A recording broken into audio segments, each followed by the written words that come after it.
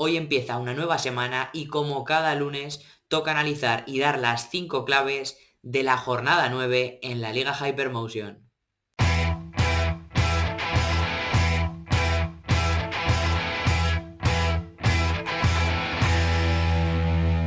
Muy buenas y bienvenidos a un nuevo vídeo en el canal. Supongo que no sonará mucho este setup, pero hay que ir acostumbrándose porque es momento también de cambios en el canal, en YouTube, y por ello, pues hoy, como siempre, como cada lunes, como cada vez que empieza una nueva semana, acaba una jornada, empieza otra pronto, pero antes de que acabe, pues hay que dar estas 5 claves de la jornada 9. Hay partidos, la verdad, que han sido tremendamente interesantes, pero también hay otros que no lo han sido tanto y aquí va la primera clave, porque de los 10 partidos, a falta de que se juegue ese último de precisamente esta tarde-noche de lunes, pues de los 10 partidos jugados en segunda división este fin de semana, ha habido 4, el 40%, que han acabado en empate a 0. Evidentemente esto no siempre significa que sean malos partidos, pero desde luego que algunos sí que han sido complicados de analizar, de sacar detalles, de sacar claves. Y evidentemente hablo por uno de los últimos, como fue el Sociedad Deportiva Eibar, Club Deportivo Castellón, también antes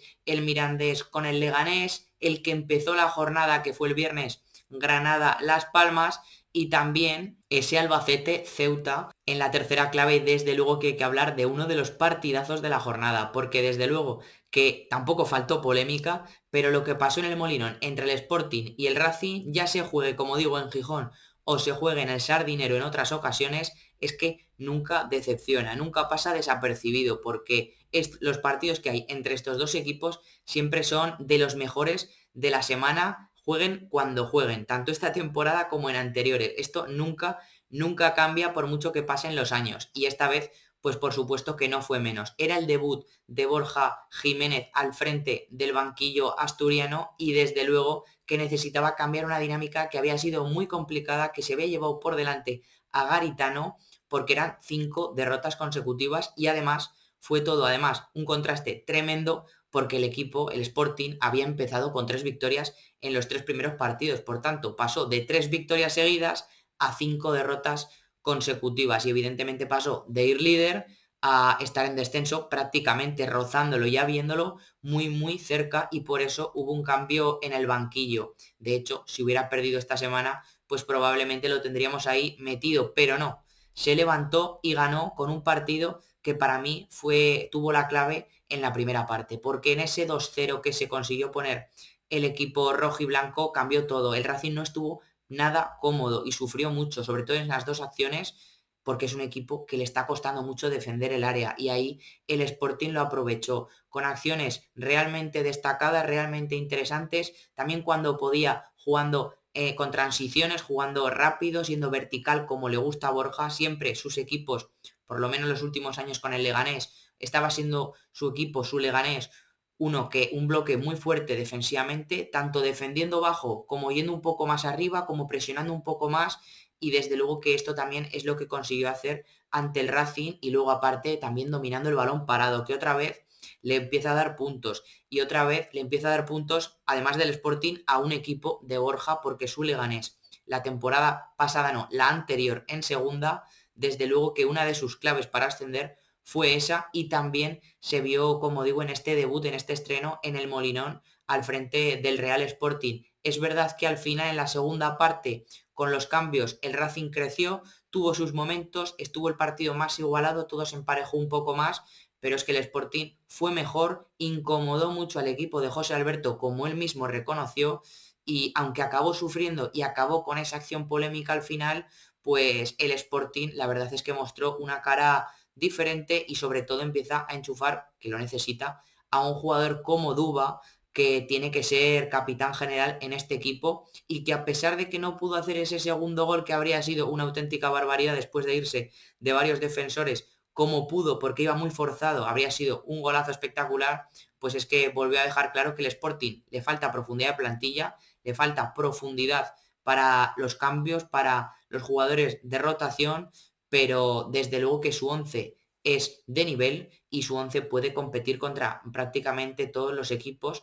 de la categoría. Y luego además es que también esto hizo porque perdió el Sport, perdió el Racing, perdió también el Deportivo, perdió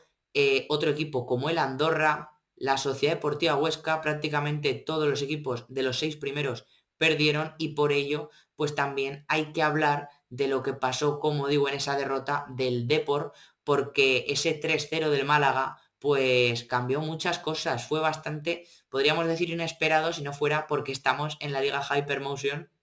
y todos sabemos perfectamente de la categoría que hablamos, de la categoría que analizamos y de la categoría que vemos cada fin de semana, porque el Málaga llevaba 4 derrotas consecutivas, el Depor no había perdido ningún partido esta temporada y el Málaga llegaba, además de estando en descenso, con Pellicer, su entrenador, en el alambre, todo lo contrario que Antonio Hidalgo. Y es verdad que el Depor tenía alguna baja, porque por ejemplo Mella estaba con la selección, tampoco jugó Coagliata, tampoco estaba Chimo Navarro, había varias bajas, pero también, desde luego que estas las tenía, las ausencias, las tenía el Málaga porque tenía muchos lesionados, como viene siendo habitual en este inicio de temporada y que evidentemente le está pasando factura también. Pero más allá de esto, pues es que todo se resolvió pronto porque desde luego que si hablamos mucho de la cantera del Málaga es por algo, no es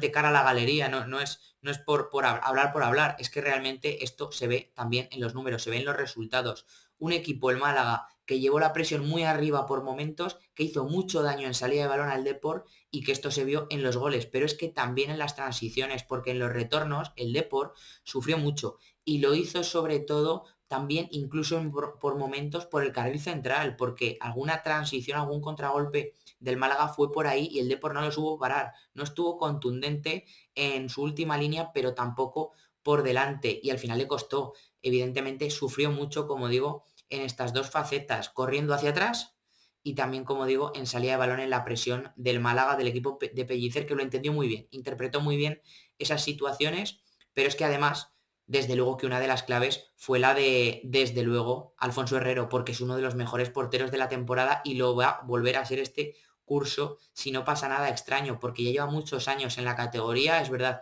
que tuvo ese parón en primera ref, que también estuvo anteriormente en otras categorías, pero es que tanto en el Burgos como en el Mirandés, como en el Málaga, como anteriormente en el Oviedo incluso también llegó a estar, pues ha rendido prácticamente siempre a un nivel muy muy alto y dio ese paso yendo a primera ref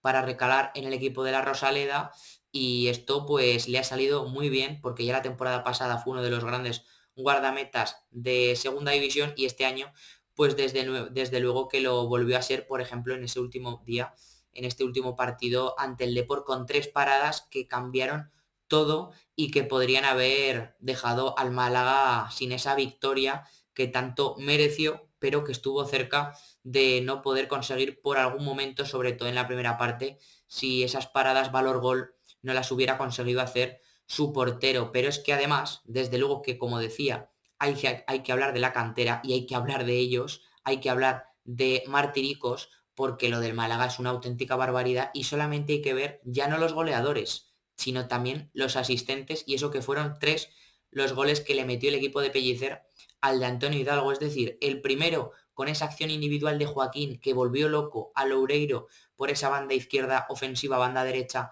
defensiva del equipo gallego y en ese uno contra uno con espacios, con Loureiro fuera de seguramente la zona donde más cómodo se estaba sintiendo en los últimos años como central, tanto de pareja con otro futbolista, es decir, en defensa de 4, como también cuando jugaba con 3 centrales su equipo, pues estaba siendo más cómodo, pero en esta semana como lateral por la lesión, por la ausencia de Chimo Navarro, pues sufrió mucho ante su ex compañero en Huesca, como es Joaquín Muñoz, porque en el uno contra uno le hizo bastante daño, no le paró de retar y de hacer, como digo, mucho peligro por esa banda y de hecho por ahí llegó el gol un canterano, Joaquín Muñoz del Málaga, para asistir a otro canterano del Málaga como también es Chupete, pero es que en el segundo gol esto se volvió a multiplicar porque otra vez un canterano, el asistente, en este caso Rafa Rodríguez, que por cierto está siendo uno de los grandes descubrimientos de los últimos meses, ya no esta temporada, sino en el final de la pasada,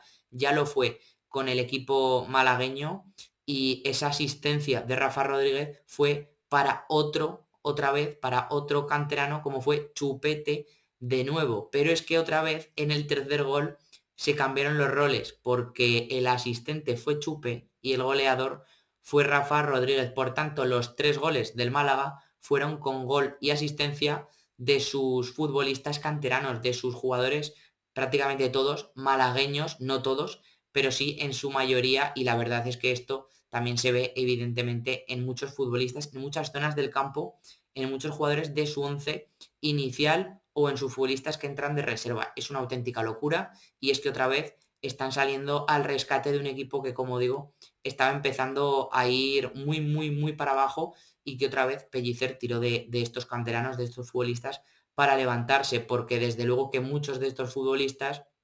hay que apuntárselos a Pellicer, porque es el que ha apostado por ellos, el que les ha dado esa primera oportunidad en un día, pero el que después ha mantenido esa apuesta, ha mantenido esa confianza y ha conseguido darles minutos y días, oportunidades importantes, porque una oportunidad no es un partido, una oportunidad es realmente darle 5, 10, 12 partidos a un jugador por lo menos para que pueda asentarse y realmente pueda sacar su fútbol, sacar sus grandes virtudes, y esto es lo que ha conseguido, como digo, el equipo de la Costa del Sol. Todo lo contrario que ha conseguido el Real Zaragoza, porque también hay que hablar una semana más de este tema, pero desde luego que hay que hablar porque ha cesado a su entrenador, a Gaby Fernández, y la verdad es que no sorprende porque le estaba costando mucho a su entrenador llegar a la categoría. Es verdad que salvó la temporada pasada con un gran nivel, sobre todo en cuanto a puntos, porque en cuanto a juego le costó mucho,